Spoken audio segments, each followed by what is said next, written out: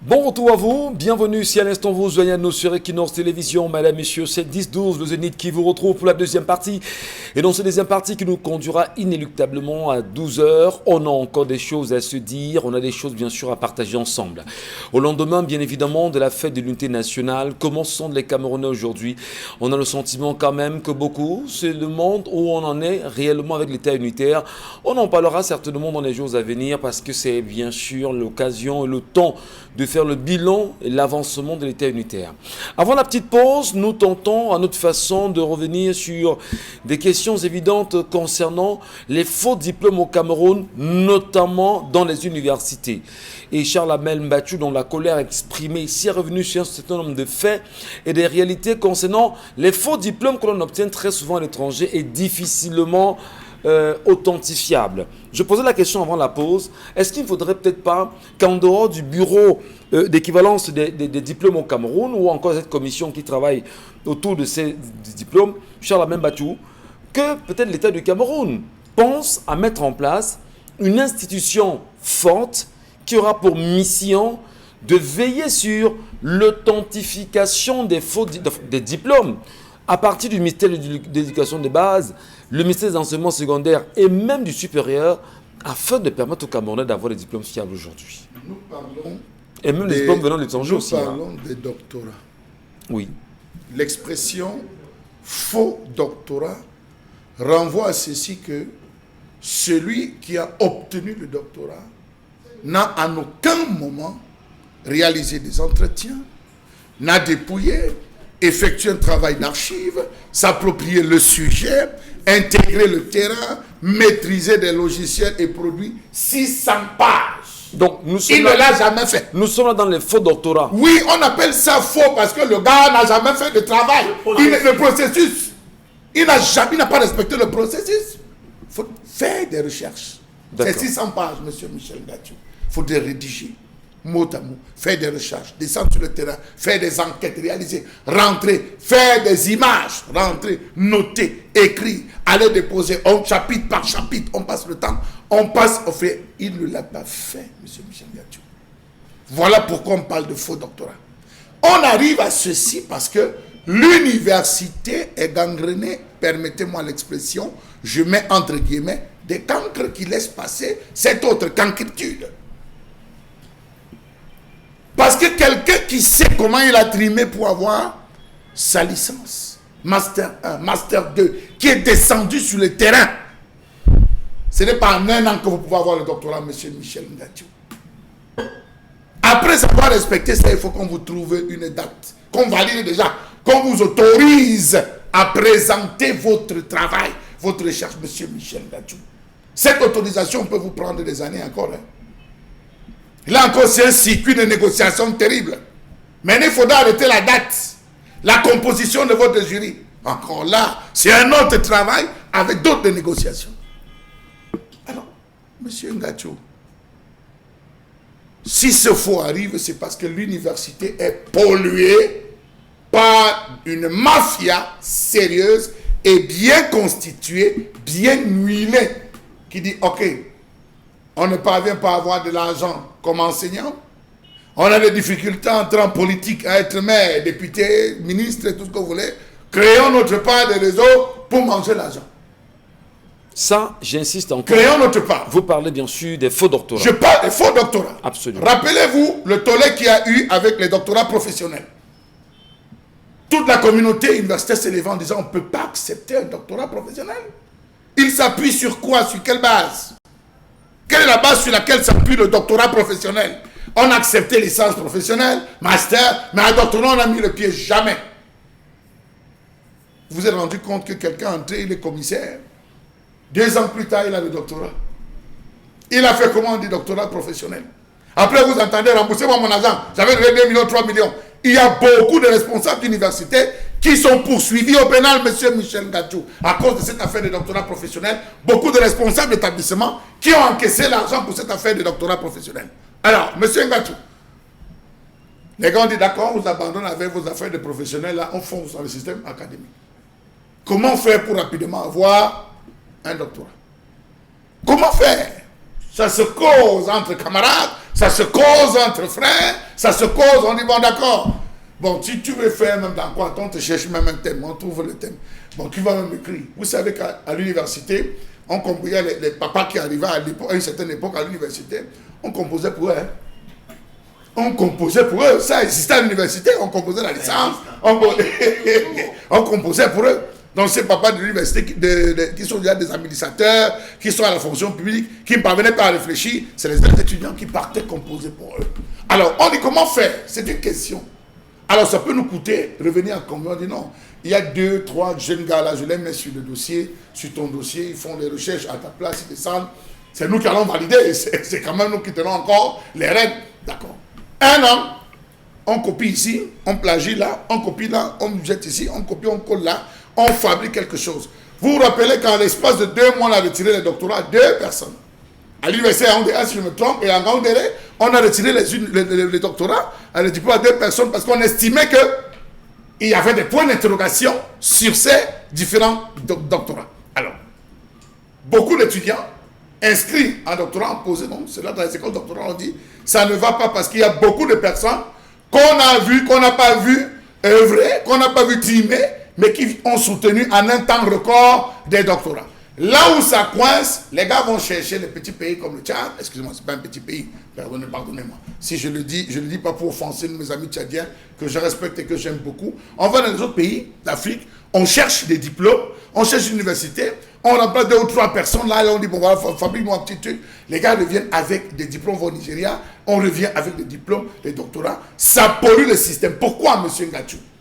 Quelqu'un qui a un faux doctorat, que vous appelez, je dis n'importe quoi, médecin, qui n'est pas descendu, qui n'a pas fait la praxis. Vous vous attendez à quoi sur le terrain? Quelqu'un qui a eu un faux doctorat en géographie, faux doctorat en histoire, faux doctorat en biologie, vous le voyez dans les amphis, vous vous attendez à quel type d'enseignement, à quel type de cours il va donner. Conséquence, on va se retrouver à former une société où on n'aura que des cancres, une société de nuls, une société de personnes qui ne pourront jamais justifier. Vous avez pris le bon exemple, où sur les plateaux, on appelle professeur Sakado. Oui.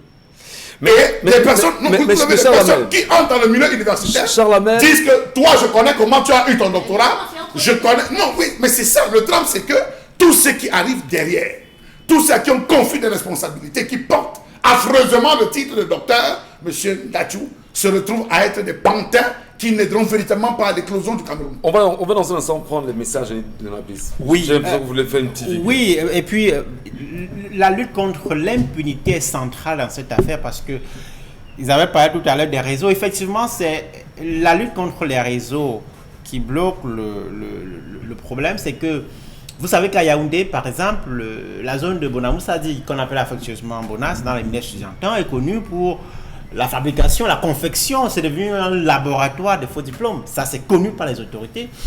Pour que quelqu'un fabrique un faux diplôme, il faut bien qu'il ait des cachets, qu'il ait des signatures, qu'il soit plus ou moins proche des administratifs en charge de ces questions-là. Forcément, il y a des complicités. Ici, à Douala, il y a des zones où on sait très bien que les faux diplômes sont fabriqués. Ça, c'est connu par la police, par les autorités de ce pays, mais rien n'est fait. Pourquoi? Parce que ça nourrit des personnes. Il y a une économie du faux qui est construite au Cameroun. Les faux titres fonciers, les faux certificats de visite technique, les faux actes de naissance, nous sommes dans l'économie du faux. Mais c'est grave encore pour ces doctorats. C'est grave parce que vous savez, le doctorat est tourné vers son détenteur.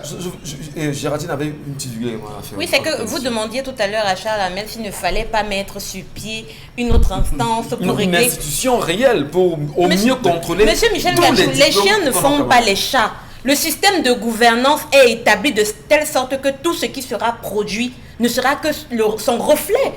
Vous voulez qu'on mette, même ce qu'on va nommer là-bas, sur quelle base va-t-on les nommer? Ne sont-ce pas ceux eux-mêmes qui ont les faux diplômes? Vous voulez qu'on les place là pour qu'ils nous contre... même pas loin. Quand vous connaissez déjà votre jury et que le jury fait partie de votre mafia, on vous dit que la première question qu'on va te poser portera sur telle chose. Je m'attends à ce que tu dises ça, ça ne viendra jamais résoudre un problème. Je m'attends à ce que toi, la deuxième question va porter sur ça. Je m'attends à ce que tu dises ça. La troisième question va porter sur ça. Tu dis, on vous fait même une note de lecture sur votre travail. Donc il vient, il s'assoit, il pose les bras, il répète. On pose la question, il tourne la feuille, il connaît que c'est la première question. Tout est préparé. Vous vous attendez à quoi, monsieur? Vous dites que la seule solution pour refaire ce Cameroun, ce sera soit de faire une lobotomie à toutes les personnes qui sont là et faire une nouvelle programmation. Parce que tant que ces personnes sont là, et tant que la jeunesse continue dans ça, parce qu'on a déjà inculqué aux jeunes que pour réussir, il faut faire ci, il faut faire ça, on ne s'en sortira pas. Je voudrais à votre permission, consulter un fait. Un fait qui est peut-être anodin pour bon nombre de Camerounais. J'ai rien contre le ministre des Enseignements supérieurs, professeur Famdongo, professeur d'ailleurs. On sait qu'il y a l'esthétique romanesque de Mongo Betty qu'il porte avec lui. On sait exactement que jusqu'au décès de Mongo Betty a justement dit que lui n'a jamais été consulté. Mais alors, c'est ce sur quoi le ministre de l'Enseignement supérieur aurait fait des soutenances. Vous comprenez comme la réalité. Donc, si on soutient si on a été validé lors d'une soutenance sur un sujet dont l'auteur même n'a jamais été consulté, et on est ministre de l'Enseignement supérieur aujourd'hui, rendons à l'évidence que le fait est là, et les faits sont sacrés, cher ami. On va sortir. J'ai discuté avec deux responsables qui m'ont fait comprendre qu'on connaît les noms des recteurs d'honneur de doctorat. Pour faire simple, on connaît. Donc, si on décide de mener une enquête, on commence par là. On auditionne, c'est que tel recteur, sous son magistère, il y a eu tel nombre de doctorats. Et parmi ça, on a eu ça, c'était son cousin, ça, c'était son frère consanguin. Ça se parle déjà. Regardez même sur la toile. C'est en train d'être de vomir. On n'accepte pas ça. Les vraies universités n'acceptent pas ce principe où vous arrivez, vous tombez de nulle part. Vous avez plein d'administrateurs actuellement en fonction qui ont eu leur diplôme, d'aucuns à l'université de Bamenda, je peux citer, d'autres à l'université de Yaoundé, sans jamais avoir mis les pieds au campus. Comment vous expliquez ça? Il y a même ce gros débat autour du ministre actuel de la Santé publique. Au départ, on ne sait pas si on veut l'appeler docteur Manaouda ou on a été docteur ou pas. Mais aujourd'hui, quand même, sur des inscriptions et des correspondances, maintenant, mais docteur Manaouda Malachi en gras. Peut-être pour faire comprendre que je mets le docteur. Vous avez également des membres du gouvernement. Oui.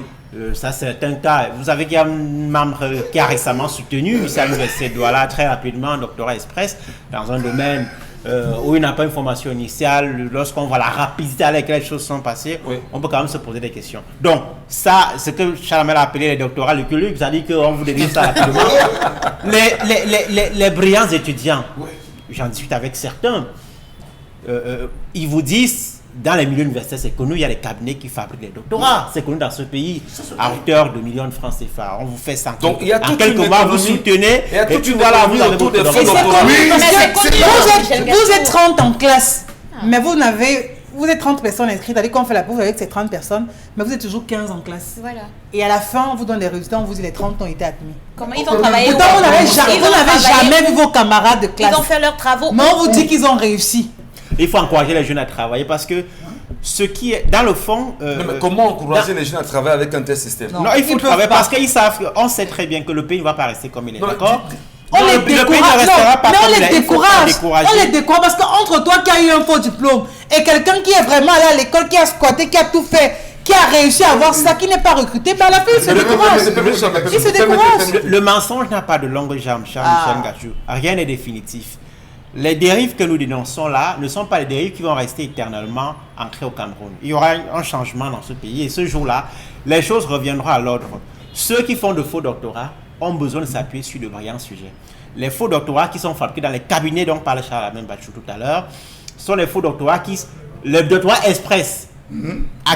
Qui sont payés à 3, 4 millions, 5 millions de francs CFA sur les moyens de celui qui veut le doctorat. Très bien. Sont rédigés de façon express par de brillants étudiants, ceux qui ont de la ressource au plan intellectuel et qui sont sollicités par ceux-là qui ont besoin de ces photos. Merci à vous, merci à tous, je vous en prie. Mais puisque là, on est dans une dénonciation aussi, c'est un fait, c'est palpable, c'est connu, tout le monde sait comment ça se passe. Et que l'on prenne des exemples et qu'on prenne des gens pour en faire des exemples, je voudrais bien qu'on sache qu'on n'a pas de problème qui que ce soit. On parle des faits, des choses qui sont vérifiées et vérifiables en réalité. On va prendre les messages de nos téléspectateurs. Isabelle Carrosse de Pêche, je vous en prie. Tout à l'heure, quand je le dis, c'est parce qu'on a parlé de l'esthétique romanesque de Mongo Betty. Donc, ce qu'on ne dise pas plus tard que... C'était un exemple. Voilà.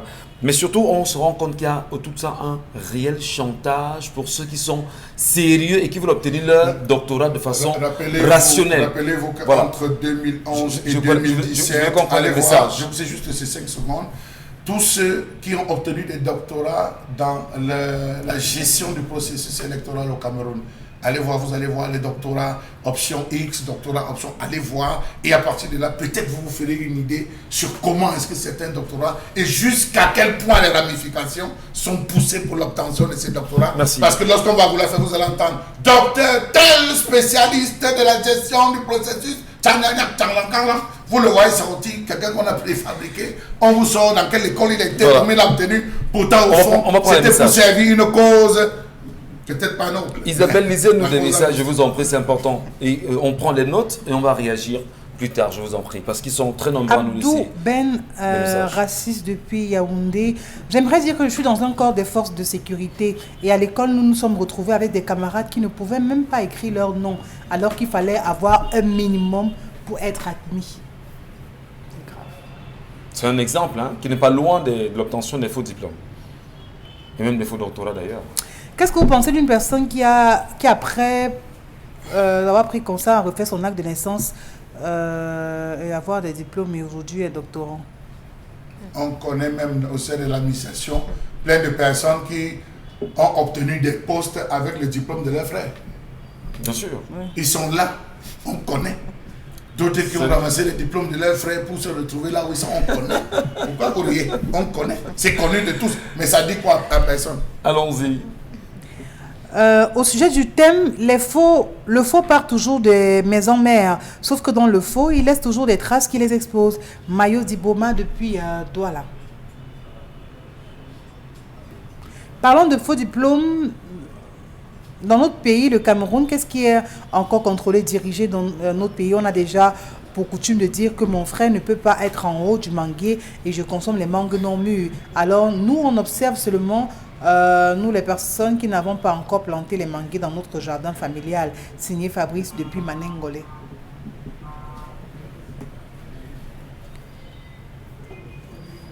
Je dirais à cette femme de supporter parce que le mariage c'est pour le meilleur et pour le pire. Le message n'est pas du tout signé. Les faux diplômes ne sont pas immatriculés au ministère, donc il est facile pour ce système d'identifier un faux diplôme. Comme disait sur le plateau, le système est complice, c'est un réseau parallèle connu du système. Dommage pour notre pays, M. Nadal depuis Bafoussam qui envoie cette réaction. Le diplôme est authentique, c'est l'étudiant qui ne le mérite pas. Non, vraiment. Non. Ah ça, oui, c'est vrai. On a des cas aussi comme non, ça. C'est un doctorat donné. Mais on te l'a donné. Non, c'est un doctorat donné. On parle de faux doctorat dans le processus d'obtention. Vous me permettez, je suis Charles Abel. Peut-être je passe sur le couvert sur le regard de Nabrice Kamgan. Moi, j'ai eu la chance d'assister à des soutenances à l'université de Yaoundé 2e. À Soa précisément. Ouais. Moi, je suis allé à plusieurs fois voir comment. Yaoundé 2. Yaoundé 2, oui. Yaoundé 2, pas Yaoundé 2e. J'ai vu comment ça se passait là-bas. Et Charles Amel a fait une évocation tout à l'heure. Vous ne comprenez pas que pendant les soutenances, que l'on ne soit pas capable d'inquiéter l'étudiant qui vient là défendre une thèse de doctorat. On ne peut pas l'inquiéter. Et les questions qui lui sont posées, c'est des questions qui... C'est pas l'objectif forcément d'inquiéter, mais il faudrait justement prouver justement à l'audience que voilà, mon doctorat, je le mérite. Et vous allez vous rendre compte, je vous l'ai dit très bien tout à l'heure, qu'on a le sentiment qu'il y a autour de cette histoire, pour ceux qui sont sérieux, qui veulent obtenir des diplômes sérieux, on vous fera traîner 15 ans, 20 ans, vous n'obtenez rien et c'est un chantage incroyable. Oui, parce que ceux qui ont des faux diplômes n'ont pas... Parce qu'en fait, ceux qui cherchent les faux diplômes, c'est souvent pourquoi? Pour obtenir un grade plus élevé, pour être nommé dans l'administration universitaire. Et c'est ceux-là qui sont souvent chargés de signer les autorisations de soutenance, ainsi de suite, de ceux qui viennent après eux. Mais si ceux qui viennent après eux sont brillants, il y a une sorte de jalousie qui se... Parce que si de toutes les façons, un gars qui est brillant émerge, il trouve que sa fonction, lui, qui a eu le faux diplôme, est menacée. Et le problème, ce ne sont pas les institutions. Je vous ai écouté proposer la mise en place d'une instance nouvelle d'authentification. C'est une grosse blague. Au Cameroun, on n'a pas un problème d'institution, mais de contenu, de valeur des institutions. Je vous prends un exemple. Pour la lutte contre la corruption, on a la CONAC, on a la NIF, l'Agence nationale d'investigation financière, on a la Chambre des comptes de la Cour suprême. Je m'arrête là parce que vous savez que cette Chambre a rendu un rapport qui a été salué par l'ensemble de la classe politique sur la gestion scandaleuse des fonds Covid-19, mais où est-ce que ce rapport, qu'est-ce que ce rapport malheureusement, impunité. Va-t-on dire, madame, messieurs, qu'impunité continue tient au Cameroun? Le Cameroun peut-il réellement changer de cet art? Art autour, bien évidemment, de ce qu'on appelle l'obtention des diplômes dans tous les secteurs que l'on connaît aujourd'hui. Car en même temps, dans ce qui est exactement des doctorats, des faux doctorats que nous avons aujourd'hui au Cameroun. Est-ce que tout ceci ne vient pas à dégrader et même à désacraliser l'école et l'enseignement dans notre pays? Quel regard nous aujourd'hui Camerounais portons sur ces diplômés docteurs des universités aujourd'hui au Cameroun, PhD pour beaucoup qui les ont obtenus dans le noir? Qui sont ceux qui sont les modèles en matière d'éducation au Cameroun? Qui sont ceux qui tiennent absolument les ficelles d'une éducation qui se veut réussie et exemplaire? Comment comprendre aussi que dans le Sérail et même des ministres ponteux du régime sont pour la plupart détenteurs de faux diplômes et même des soutenances pas correctes? Merci à vous, madame, messieurs. Dans un instant, on va marquer une petite pause. Vous le savez, monsieur et madame sur le plateau. On va retrouver Constille Lamine qui viendra nous parler ce matin, s'il vous plaît, des ceintures lombaires. With aging, regular wear and tear, degenerative and herniated discs, the back can become unstable. By providing strong support and stabilization for the lower back, the lumbar support belt helps prevent this from occurring. The belt helps hold your midsection together to help support and stabilize your spine and muscles. With such support, you will stand taller and straighter, because it helps stop you from slouching. The lumbar support belt stretches and retracts the lower back as it inflates with air. This gentle traction helps decompress the spinal discs. The belt cradles the hip and the lower rib cage. It helps lift your upper body, unloading the weight off the lower back and allowing the muscles to relax. In doing so, the belt helps decrease pressure on your back, stretches tight muscles, and decompresses the discs. Less pressure means less pain. You can get the lumbar support belt through the link in the description below. This not only helps improve your posture, but also helps reduces the strain and pain on your back.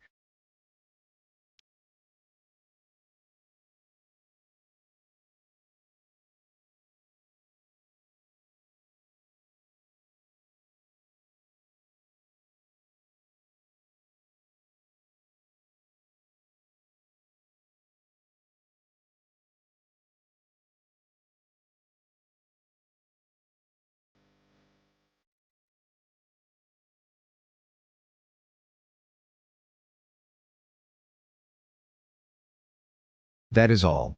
Thanks for watching. If you like this video and this video helped you out in any way. Voilà. On le sait, Constille Lamine nous retrouve encore ce lundi matin. Bonjour à vous, cher monsieur, bienvenue. Alors bonjour Michel Ngatiou, bonjour à tous les clients et partenaires du concept Salaka. C'est un plaisir encore d'être là ce lundi matin pour démarrer la semaine dans la joie, dans la bonne humeur et surtout dans la santé et surtout dans l'élimination des douleurs au niveau bien sûr du bassin, dans l'élimination des douleurs chroniques au niveau du dos grâce à des ceintures lombaires que vous retrouverez uniquement et rien que dans les magasins 1001 tapis. Ces magasins sont situés en plein cœur de Douala, au quartier Aqua, c'est au Cameroun, en face du Palais d'Ika. Du côté bien sûr de Bonabéry, nous sommes en face MRS Gare Routière. Et dans ces magasins, vous avez tous les produits de qualité du concept Salaka. Alors, chers téléspectateurs, j'attire votre attention. Le tout n'est pas de faire des achats, mais alors de faire des achats de qualité, des achats arrosés d'une garantie. Et ça fait 10 ans que le concept Salaka vous sert la qualité. Ça fait 10 ans que le concept Salaka, grâce à son partenaire média exclusif, la radio et télévision Equinox, vous permet d'avoir des articles de qualité, parmi lesquels la ceinture lombaires, parmi lesquels cet élément que je présente encore. Regardez très bien la griffe, regardez bien sûr cet insigne, c'est la même chose qui passe à la télévision. Regardez bien sûr la couleur, c'est la même couleur, ça montre à quel point ce que nous vendons est vraiment authentique, ce que nous vendons est vraiment de qualité. Alors la ceinture lombaire présente plusieurs avantages. Pour ceux qui ne le savent pas, cette ceinture lombaire permet d'éliminer les douleurs au niveau du bassin. À ce niveau,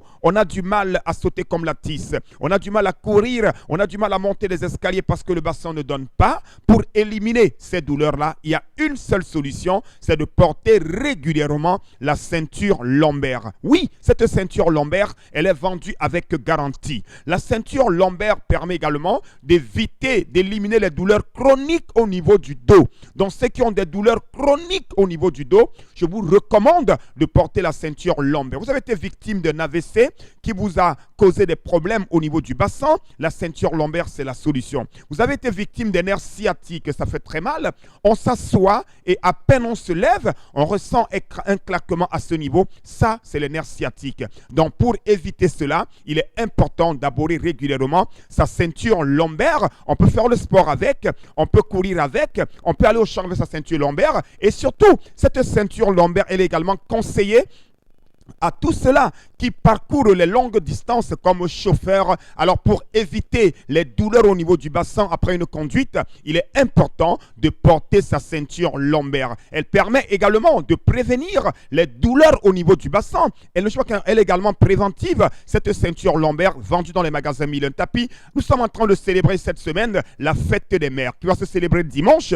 Et à cette occasion, le concept Salaka lance jusqu'à la fin du mois de mai une grande promotion spéciale fête des mères. Ah ben oui, honorons nos mamans, honorons celles-là qui nous ont permis d'avoir la vie, honorons ces mamans, valorisons-les. Si maman a des douleurs au niveau du bassin, offre à ta maman cette ceinture lombaire que je vends. Si ta maman a des douleurs chroniques au niveau du dos, permet à ta maman de sourire, permet à ta maman de se sentir, de s'enjailler avec la ceinture lombaire, permet à ta maman de bien danser le makossa, de danser le bensikin, parce que le bassin n'aura plus de douleur quand elle va mettre la ceinture lombaire. Vous l'avez à magasin Milan Tapis, uniquement pour la fête des mères, vous l'avez à moins de 45 000.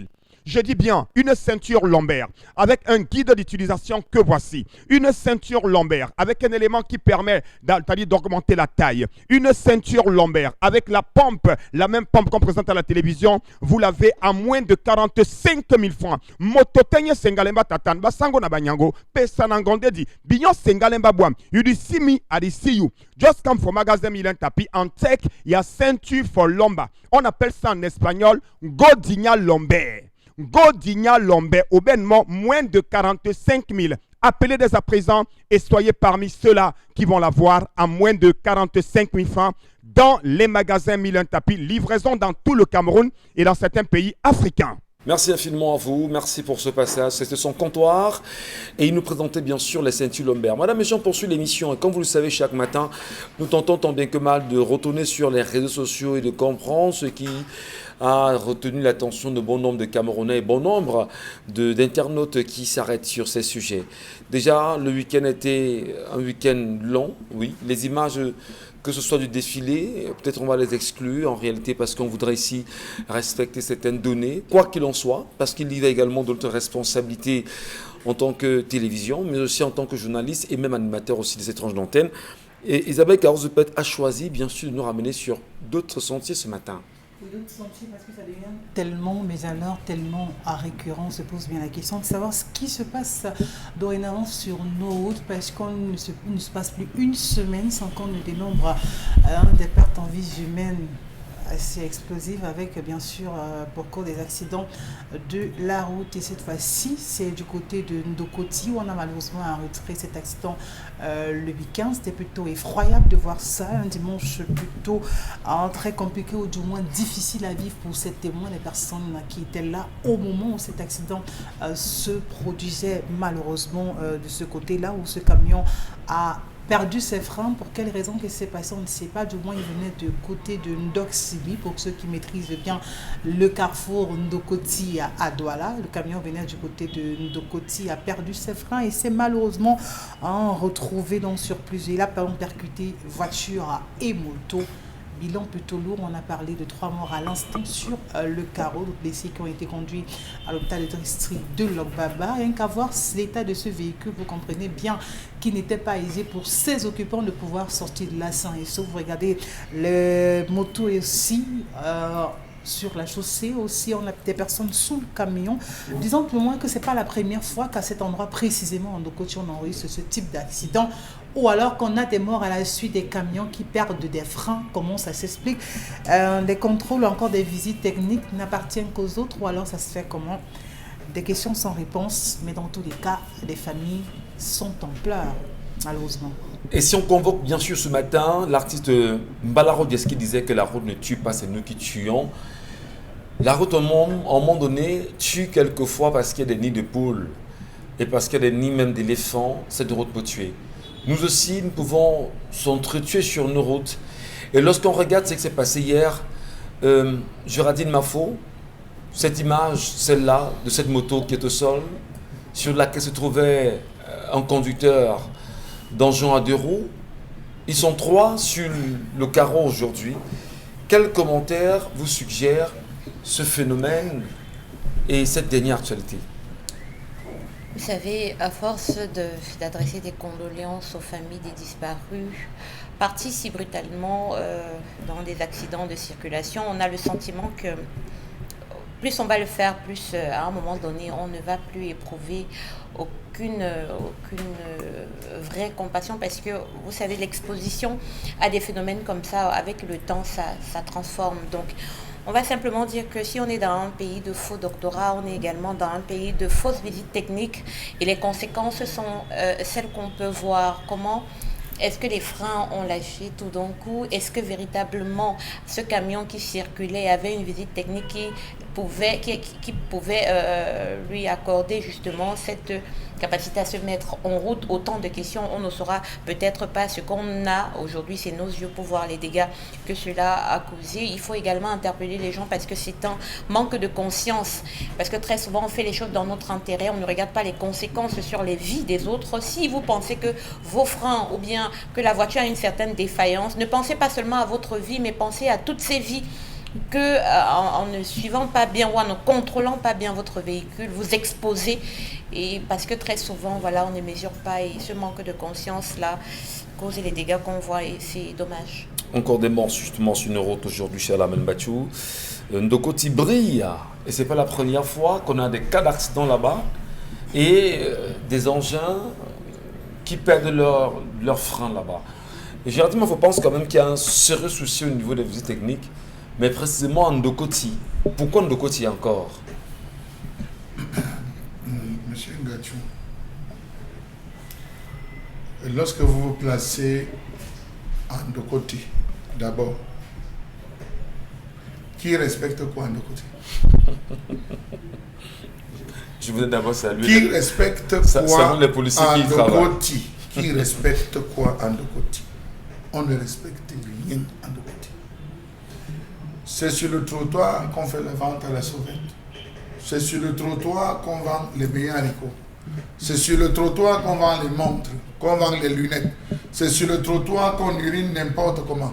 C'est sur le trottoir, monsieur Ngachou, qu'on observe toutes les plus grosses obscénités où les gens boivent. Ça, c'est Ndokoti. Premier point.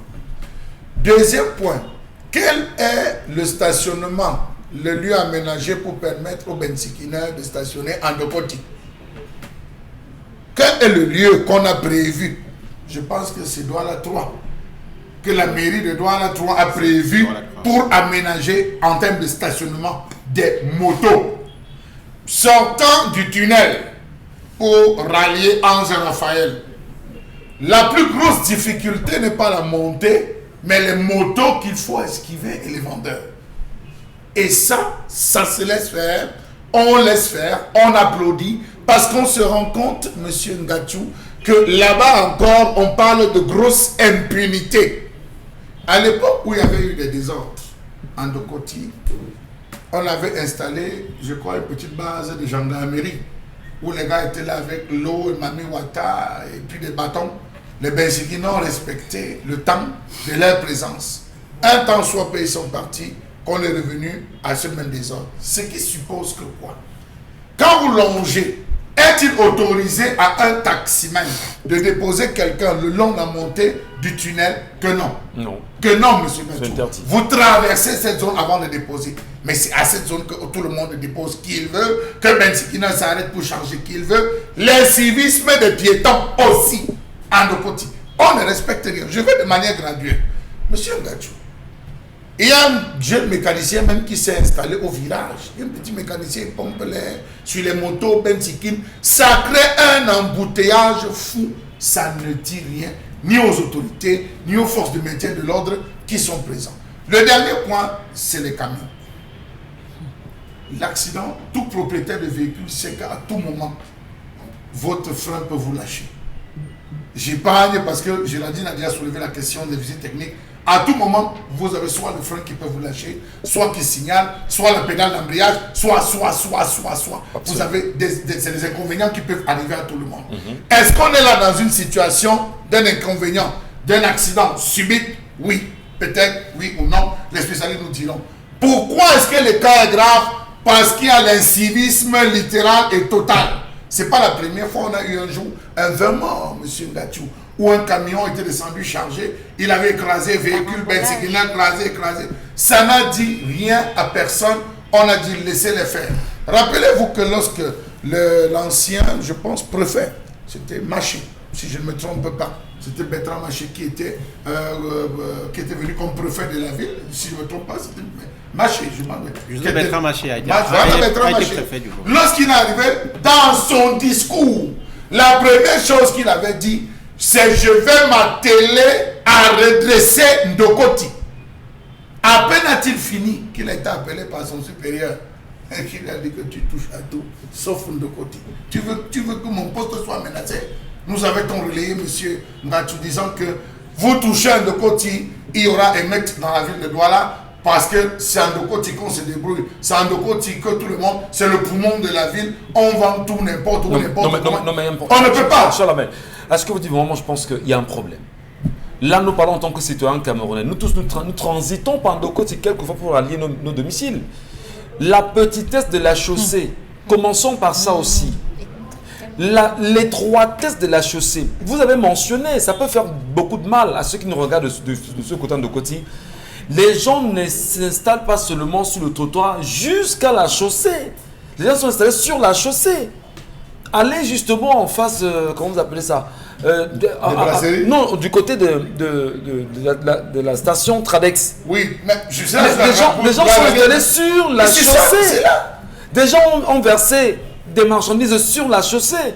Mais quelles sont les dispositions que l'on prend en moins pour sauvegarder des vies? C'est ça la question. Donald Ouskangan, peut-être on peut en parler. Mais dire quand même qu'il y a un problème sérieux là. Est-ce que nous-mêmes, nous n'avons plus conscience de notre sécurité et que l'État laisse faire également au point où chaque jour on pleure des morts à Ndokoti?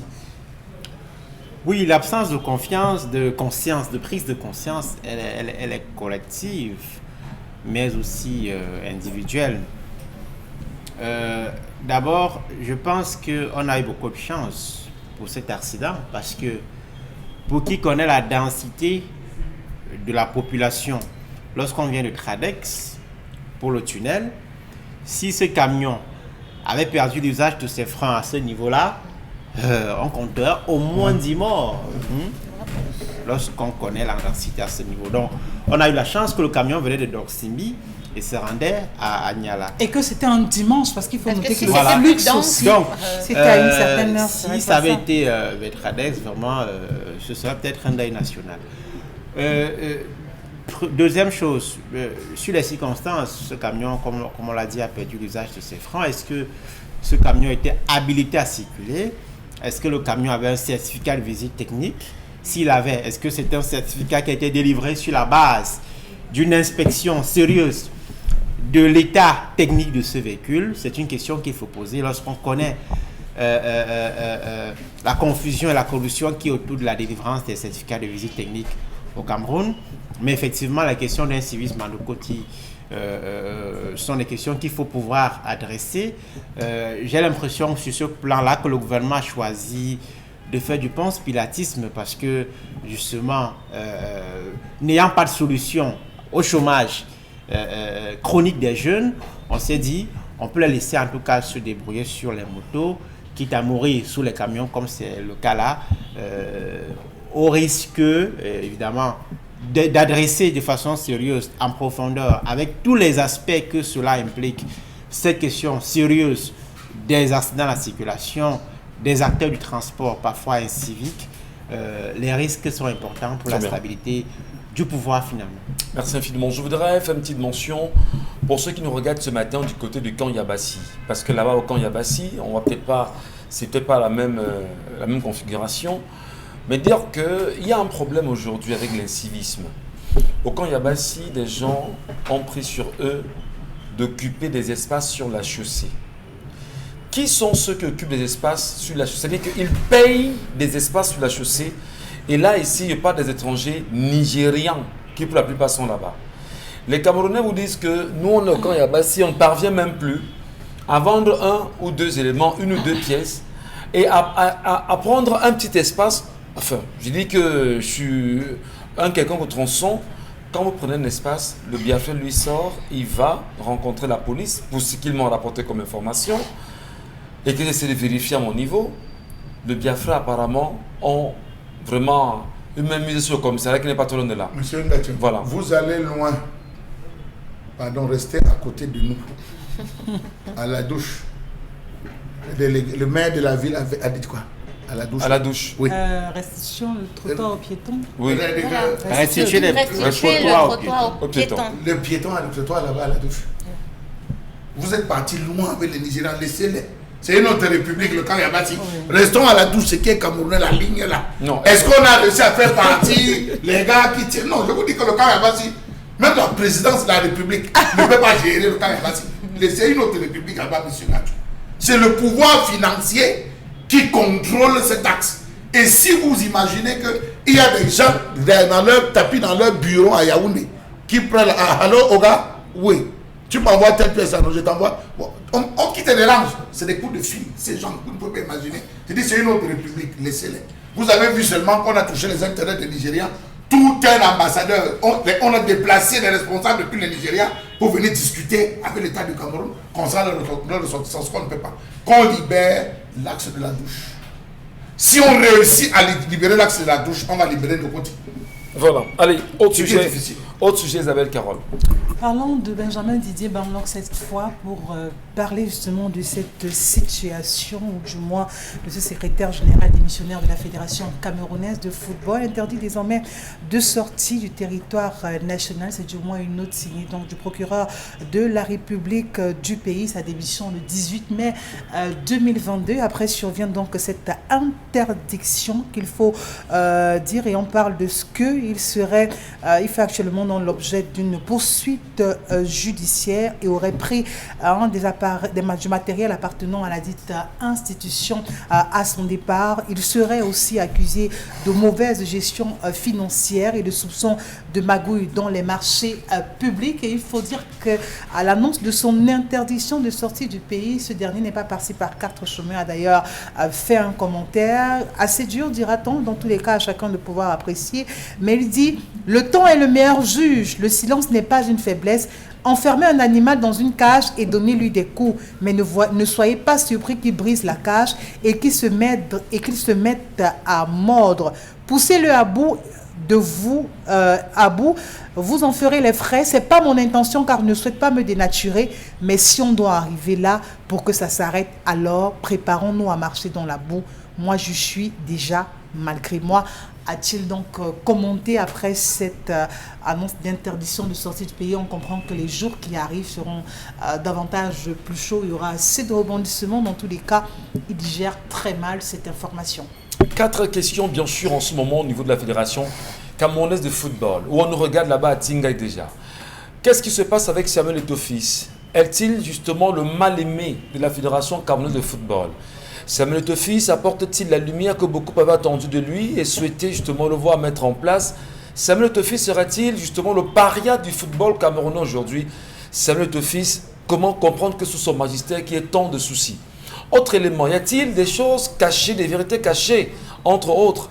Qu'est-ce qu'il essaie de dire, M. Banlok, dans cette réaction? Est-ce qu'on peut réellement dire que l'avenir du football au Cameroun connaîtra des lendemains difficiles quand on revient sur les dernières décisions prises en présence du général Pierre Semengue et même encore de celles prises par la Fédération camerounaise de football? À côté, peut-on parler d'une humiliation des acteurs du sport aujourd'hui au Cameroun?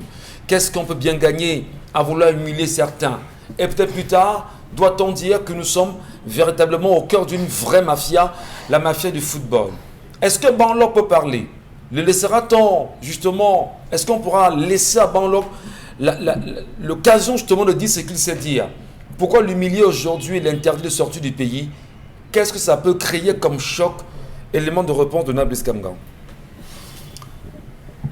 C'est la dislocation d'un mariage de plusieurs années entre deux acteurs majeurs du football. Comme vous le savez, Samuel Eto'o-Fils est un parent de Benjamin Banlok, c'est connu tous. Il a d'ailleurs pistonné lorsqu'il était à l'époque, lorsque Benjamin était à l'époque aux côtés déjà de Maître Happy, qui était le président du comité de normalisation. Il a une fois de plus parrainé pour qu'il soit nommé secrétaire général à l'ère Cédou Bombo Joya, avec qui il est tombé en disgrâce. Il a été reconduit auprès de Samuel Eto'o-Fils lorsque celui-ci a été nommé, élu en décembre à la Fédération camerounaise de football.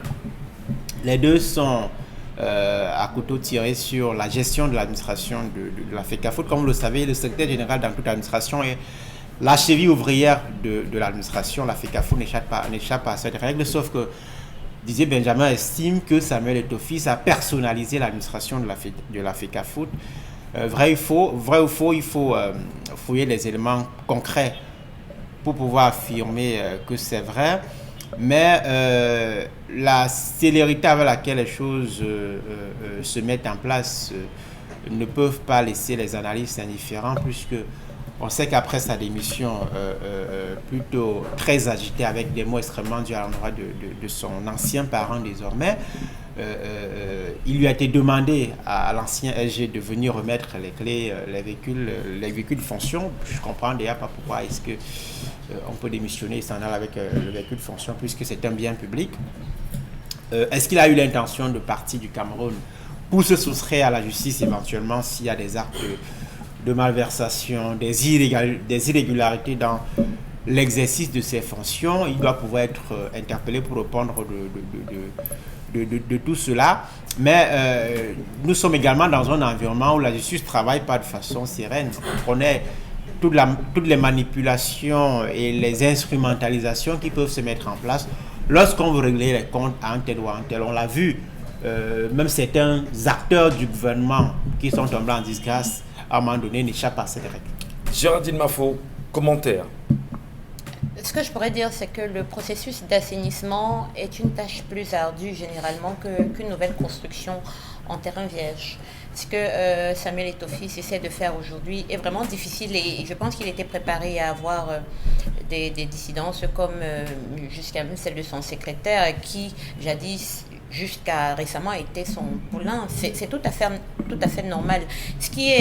Il faut aussi également s'attendre à ce que quand quelqu'un qui était proche de vous vous quitte, qu'il rallie généralement le camp de ceux qui n'ont jamais voulu que vous arriviez là. Et donc, avec ça, on ne peut que s'attendre à des guerres dans les jours à venir. Mais je pense que l'engagement de Samuel Eto'o-Fils ne devrait souffrir de rien si il a été ici, il s'est engagé dans la voie de l'assainissement, qu'il continue. Et on sait très bien que le football aujourd'hui est aussi très politique. Et donc, ne soyons pas surpris qu'on commence à avoir des ping-pong et des jeux politiques qui entreront dans cette affaire au point de faire durer tout ce qu'on a connu jusqu'ici à la tête de la FECAFOOT. Mais toujours est-il qu'au moins avec Samuel Eto'o-Fils, on sait que le football sur le terrain, ça va se jouer. Isabelle Carole, il y a un petit commentaire à ça? Malheureusement, on arrive à ce Vous avez suivi comme l'actualité sportive ce week-end? Parce que c'est pas beau avoir de tels spectacles aussi. En réalité, c'est pas nouveau, mais il faut qu'à un moment donné, on puisse arrêter ça, que chacun prenne ses responsabilités et que les démissions soient aussi mieux gérées. Je crois que les prochains jours encore, on va entamer de longs feuilletons parce que là on n'est pas prêt de s'arrêter. Malheureusement, quelle sera l'issue? Dieu seul sait. Vous oubliez que quand quelqu'un a mangé sous vos pieds et vous le chassez de la sorte, ce qu'il voyait du dessous de la table va être dehors. sur la table. Ben, il vous l'a très bien dit, que faites attention, c'est pas parce qu'on est silencieux qu'on ne peut pas dévoiler un certain... Enfin, je paraphrase. Et vous pensez oui, que maintenant, les secrets seront dehors. La danseuse du président. Voilà. Pardon? Cela va ravir la danseuse du président. Charles Abel. Eh bien, en tout cas, on va peut-être s'arrêter là-dessus ce matin. On va attendre l'issue de tout ce que ça va nous donner. Et on salue en passant, je ne sais pas trop, tous ceux qui sont en train de voir actuellement le nouveau secrétaire général de la Fédération camerounaise de football. On salue bien sûr ceux de la communication qui ne répondent presque jamais. Je parle ici d'Ernest Omaké ici précisément, qui ne répond jamais à nos invitations et qui ne répond jamais à tout ce qu'on lui demande. Non, comme je le dis, en tant que journaliste, il est confrère comme moi et je l'interpelle sur la question. Oui, parce que sur les antennes d'Equinox, il est passé aussi. Non, Michel, tu assumes. D'accord. Je parle à un confrère. Oui. Et quand on a besoin d'une information, le confrère a l'obligation de la mettre à notre disposition pour qu'on puisse au mieux équilibrer l'information. On est d'accord là-dessus? Bon, ça dépend de quoi? Vous voulez qu'on dise une chose et qu'on vous dise après que ce que vous avez dit, ce n'est pas ce que nous pensions. Donc il faudrait qu'Ernest, qui est proche, commence déjà à nous écouter et mettre à notre disposition des informations qui sont vérifiables, afin qu'on puisse mieux faire. Allez, ça c'est Michel Gatou, je l'assume. Voilà. Allez, merci beaucoup. Constille Lamy nous parle quand même un peu de Von Bio, c'est important. Écoutons-le, madame, monsieur, sur la question et sur son comptoir ce matin. Je vous en prie. Alors, une fois de plus, merci, chers téléspectateurs. Je commencerai déjà cette communication par un jeu concours. Ce n'est pas de coutume dans le concept Salaka, mais nous allons le faire uniquement pour aujourd'hui.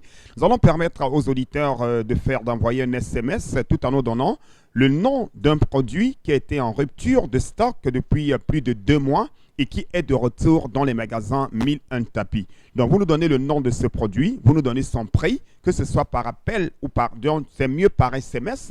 Donc, vous envoyez un SMS allant de ces 2 numéros de téléphone du concept Salaka. L'SMS, la réponse consistera tout simplement à nous donner le nom de ce produit qui était en vente dans les magasins 1001 tapis. Mais pendant plus de 2 mois, on a eu une rupture de stock de ce produit et ce produit est de retour depuis ce matin dans les magasins 1001 tapis et ce produit sera présenté demain à la télévision Equinox. Donc, vous avez donc la possibilité dès à présent, quel que soit là où vous êtes, il y a beaucoup de lots que nous allons vous remettre. Donc, pour ceux qui vont donner la bonne réponse, nous allons procéder à un tirage au sort et ceux qui seront tirés au sort repartiront avec, bien sûr, d'énormes cadeaux offerts par le concept Salaka. Donc, à vos téléphones uniquement par SMS parce que ça nous permet de garder, vous donnez votre nom, le quartier et la réponse à la question. Je rappelle, donnez-nous le nom de ce produit qui a été vendu comme les bouts de pain, qui a été en rupture de stock et qui est de retour depuis ce matin dans les magasins 1001 tapis. La réponse, c'est uniquement par SMS